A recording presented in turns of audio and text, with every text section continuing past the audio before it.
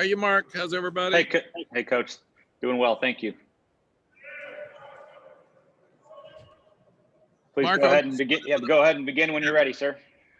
Get started with a few thoughts here. Looking back, as we told the players, we weren't ready to be the number 5 team in the country week after week because we didn't play well enough to do that, and they're aware of that, and they know that. They also know that we were tough enough and competitive enough and good enough to come from behind in a game last week, but we didn't finish it, and that was an issue last year. So we got to finish those games to get where we want to go with our program. I thought about the issues of tackling, and you all ask. A lot of times tackling depends on who you're trying to tackle. And we've missed 54 tackles this year, 13 per game.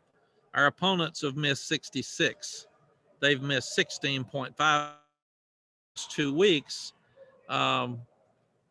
Last week, we broke 20 tackles, so that means Virginia Tech missed 20, and we missed 21. Well, a lot of credit goes to Herbert and Hooker. Those guys are really hard to tackle. So in a lot of times when you talk about tackling, CL asks about what's the difference in last year and this year in tackling. It's usually who you're trying to tackle. Saturday night, we missed 19 tackles, but Florida State missed 17. People are missing tackles on our backs, and we're missing tackles on Jordan Travis and Webb, their tailback, because they're really, really good players. So we've got to improve in those areas, but a lot of times you've got to give credit to the people you're trying to tackle too.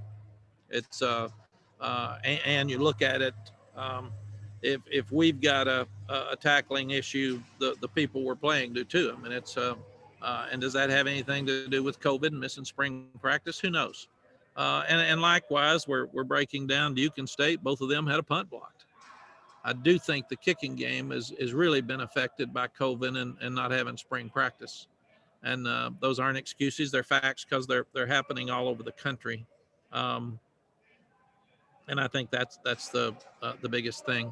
The other thing, I watched all the interviews from yesterday, and the players move on very quickly after a win or after a loss, and coaches probably take a little bit longer. Fans don't have anything till the next week, so they struggle the whole week.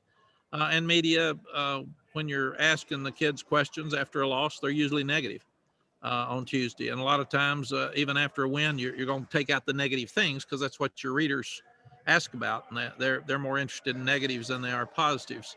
And that's the nature of the business. That's what happens. So I'm going to ask Jeremy to talk to the kids and see if they'd rather talk to you all on Sunday night, because by Tuesday they're already headed to the next game. And I thought you all were asking about Florida State, and you're asking about this, and what about the protection, and what about the turnovers, and what about the missed tackling. And I thought these guys are so far ahead, moving toward NC State, that they're saying, oh my gosh, I hadn't thought about that in 2 days. I moved on. So we'll talk to them and see just whether that's better or not. NC State won 3 in a row, got a lot of confidence. Obviously, we're coming in after a loss. Got to pick ourselves back up. We've had good practices. These are great young people. They work really hard. They've got a lot of pride. They want to win. We know we have a lot of deficiencies still. We've got a long way to go, but they're trying their best to get there. NC State's well coached. They're playing really hard, and it should be a great game. Mark?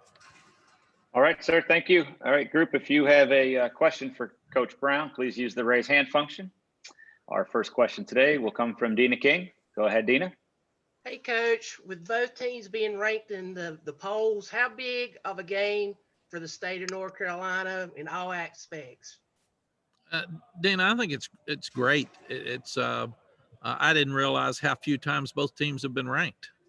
But as I said on Monday, I think it's such a credit to the high school coaches and high school football in the state when this game is important and both teams are ranked, because a lot of the players from this state go to these two schools.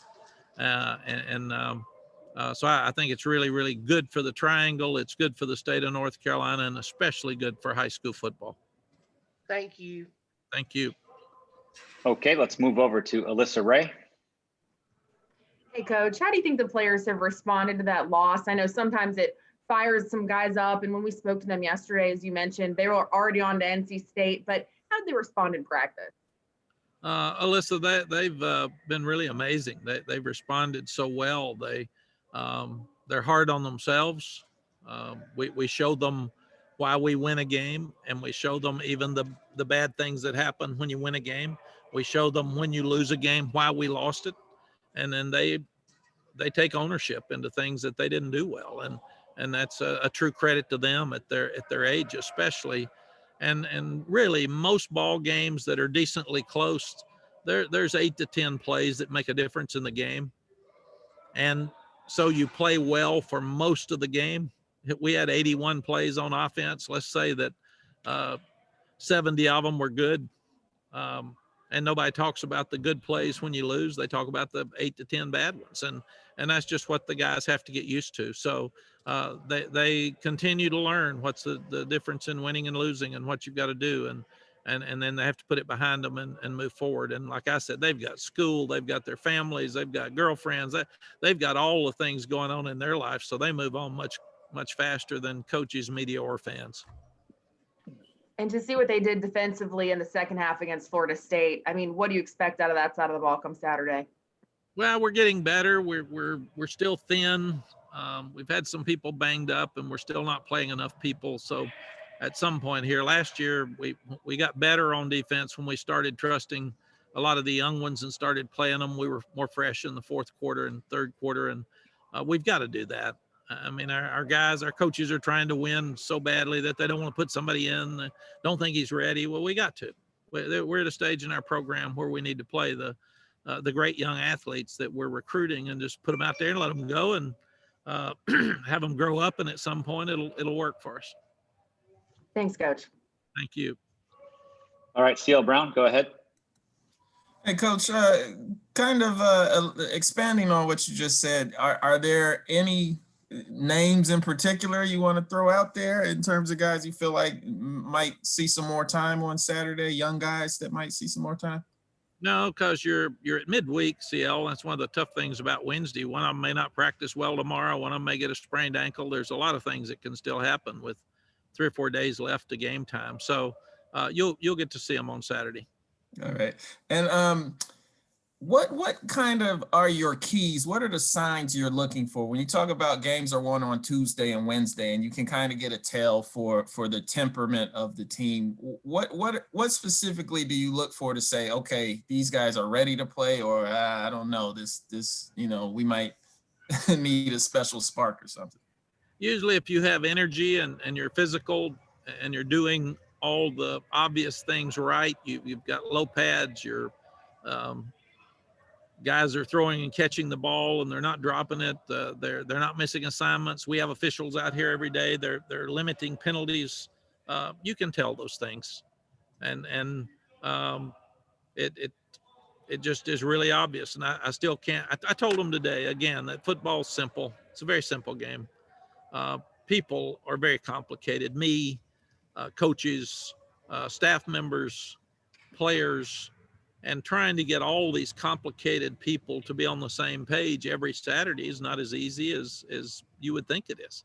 And the ones that handle COVID, the ones that handle their emotions, the ones that are ready to play every week, they're the ones that win the most games.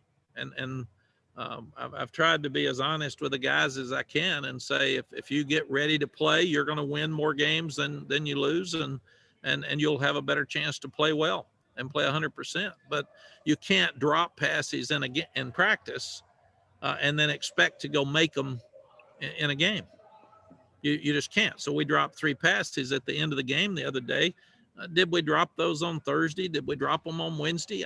There's no question. If you catch them during the week, you've got a better chance to catch them in the game. We haven't missed a field goal all week. We missed one last Thursday, and then we missed one in the game. So I do think that the way you practice and the confidence that you gain through the way you practice during the week does transfer to the field. Thanks, Coach. Thank you. All right, Greg Barnes, go ahead, sir. Hey, Mac. You've been a part of a lot of rivalries, good rivalries over your coaching career. We talk a lot about the fan aspect of it because that's really the big part. But what is the value in these types of rivalries for the coaches? The values are that your fans like to beat their rivals. They have to go to work with them. They go to church with them. They see them at the grocery store. And you get a year to brag about it after you win. And the fans pay for our programs and they support our programs. So coaches would rather win these games because they know the fans like it. And the fans are very, very important to us. It sure doesn't. I've always felt like that the players have more respect for each other and the coaches have more respect for each other in rivals, but it's really about the fans and the emotion it brings and the trash talking back and forth and the ability to stick that chest out on Saturday afternoon, brag about your win. And that's what rival games are all about. And I've been in enough of them at different places that they're all the same. They're all the same. And everybody thinks theirs is bigger than anybody else's because it's theirs. And I got that. I get it completely. That's why rival games are fun. The weirdest thing for us is, in a weird way, state's a rival. Well, Virginia's a rival because the schools are a rival. Even have a bell for that one. And then Wake's a rival. So we've got 4 weeks of this. And that's what I told the guys. It'll be really interesting to see if we can coach it as high level as we need to, and we can have the spirit as high level as we need to for the next 4 weeks before we get a week off. So it's like a season of rivals in itself. Right. Do these rivalry games take on greater significance on the recruiting trail? I've never thought so. I think guys pick where they want to go and go. And they always feel like when they come, they're going to win. And we've already got our classes for this year. We're already looking hard. All 4 of these schools that are playing for the next 4 weeks are already looking hard at the 22s that we're going to offer. So I've never felt like it. Winning does. Everybody wants to be part of a winning program. I've never thought winning a game does, because these kids are starting to choose sides really early. So they have an idea where they want to go. Dina can tell you when they're sophomores now, they're starting to look at it. Shoot, they brought me a 24 to look at the other day. I said, he's not shaving. He has no classes yet. We have no transcript. Come on, man. Let's at least wait till he shaves and has a year of school. Thank you, Mac. Thank you, Greg. All right, Andrew Jones, go ahead. Hey, Coach, I'm going to ask you a 2-part question here about the interior of the defensive line. 4 games in, what are you most pleased with that you've seen from that group? But at the same time, what concerns you the most that you've seen? They're playing hard. Ray missed a game and he missed a week and a half of practice. So he probably wasn't in great condition down at Florida State. So he'll be better this week. Tamari's playing hard.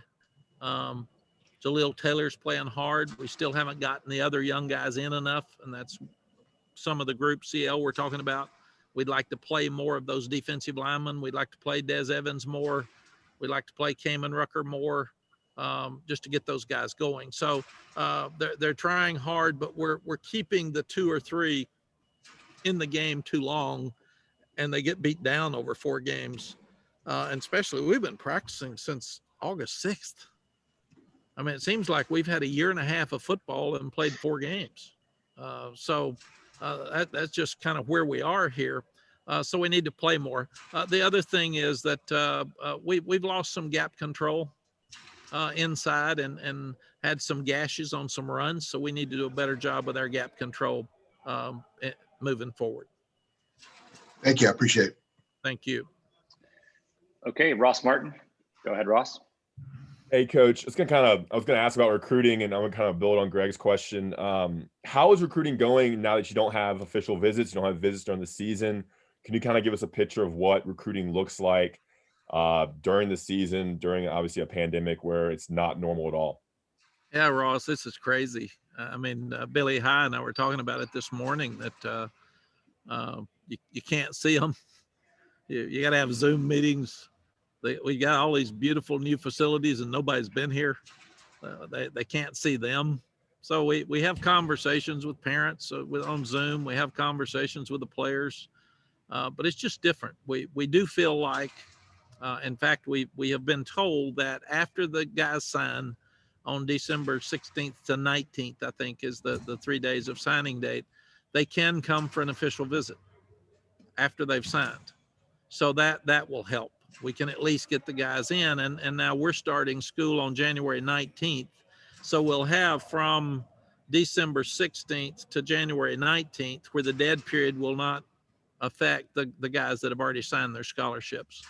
And right now we're not planning on signing anybody for the late signing date, so that shouldn't affect us. So the biggest part, Ross, is we stay in touch with these kids 2 or 3 days a week that are committed to us. So that hadn't changed. The biggest thing is 22s. Number one, how many are they going to allow us to sign if they let all the seniors come back that want to? And what does that do to roster management 2 years from now? Because the NCAA said your guys are frozen this year in their class. So we could have 51 freshmen next year. And then what does that do to skew your numbers in your signing classes down the road? So that's a real concern. And I hope the NCAA will look closely at that and try to give us some leeway over the next 3 years to get those numbers back, because you could really affect the 22 class, where if nobody leaves next year and everybody has an extra year and they want to stay, you could be signing 10 or less in that class, and that's really unfair to the 22 class. So I think the biggest thing for recruiting right now, some are playing in Tennessee, some are playing in Georgia, Virginia, North Carolina is not playing for our footprint. So we have to start looking at those guys that'll play in February. And then we don't know whether that's been a dead period in February. So if North Carolina high schools start playing on February 22nd, right now we can't go because that's a dead period. So we'd love to be able to go see those guys play, but at least we'll have some video. And now we've got the camps that they're in and trying to get a glimpse of them on Twitter or something. It's really a strange time for that. You're still doing all the you're getting as much information as you can from the high school coaches and the parents and the young people. You're still got your height, weights, and speeds in the camps, but you're just not going to have video till much later than we have in the past. And again, how will it affect our camps? We actually set a date for spring practice yesterday. And what's going to happen with the pandemic? Are we going to have a vaccine? Will they allow camps? Will they allow spring official visits with the 22s in the spring? Will they allow us to go watch those guys play in the spring? So there's still so many unanswered questions that's put us in a tough spot right now. Great. Yeah. I mean, you answered my follow-up about evaluations and things. So I guess you just kind of push off evaluations until you have new tape and new film in the spring and try to see what you can see. I appreciate it. Yes, Ross.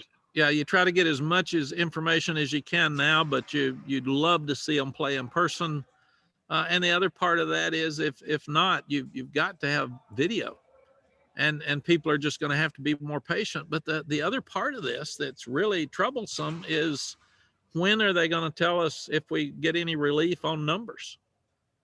And if not, how many do you have? So it's hard. We're all offering 22 scholarships, but if you've offered 50 and you've got 10 to give, somebody needs to help us with what's next here for these numbers issues, because roster management is it's a real nightmare right now with everybody getting to stay and not count a year. That's just something none of us have ever dealt with before. So we're all trying to deal with it. Great. Thank you. Thank you, Ross. All right, Jonah, also go ahead, Jonah. Yeah, Coach. NC State's always a tough team, but game planning this week, have there been any individuals or any units on the roster that have impressed you most on film? Of theirs? Yes. Yes, Jonah. Those guys play hard on defense. My gosh, they're playing hard. They'll play hard and they'll hit you. So I've been impressed.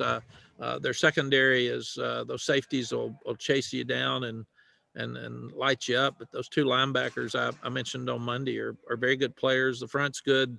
McNeil's just hard to block. He's a double gapper in there. He can take a guy and throw him out of the way and throw him around. So Brian Anderson's got his hands full, and they battled last year, so he understands that. Offensive line is playing much better than last year. 3 of the guys are back, and the 2 backs are like ours. They're really good, and I've been impressed that they're tight end 6'7", but those receivers are tall, and it's an interesting game now that we play. We talk about 50-50 balls. The teams that are winning are getting 80% of the either completions or defensive backs batting them down. So I think a big part of Saturday's game is going to be who can win the jump ball outside with their tall receivers. Thanks, Coach. Thank you, Jonah. All right, Coach, I think that was our last one for today. We appreciate your time. Hey, Mark, I've got one other thing I wanted Yes, to sir. mention to the group if we could before we get off. Also, we've talked a lot about sacks. If you think about our last 2 weeks, Virginia Tech is a running and play action team with really athletic quarterbacks. You're not going to sack those guys much. And then you talk about Florida State. He didn't throw it much. He was going to play action, a lot of quarterback runs with both of those teams. And also, it's harder to get as many turnovers when you're not stopping somebody on first down or second down and getting them in 3rd and long. So when some of you asked me on Monday why we aren't getting more turnovers, I think it's that. We got to play better on first down, and we got to stop the run and get them in 2nd long, 3rd and long, and that's when you get tip balls, and that's when you get interceptions. But until we start doing that, we're going to have some trouble. Not only with sacks, but we're going to have trouble with turnovers because that's where turnovers come from. Perfect. Coach, thanks so much. We appreciate it. All right. I'll see you after Saturday's game. Have a great week.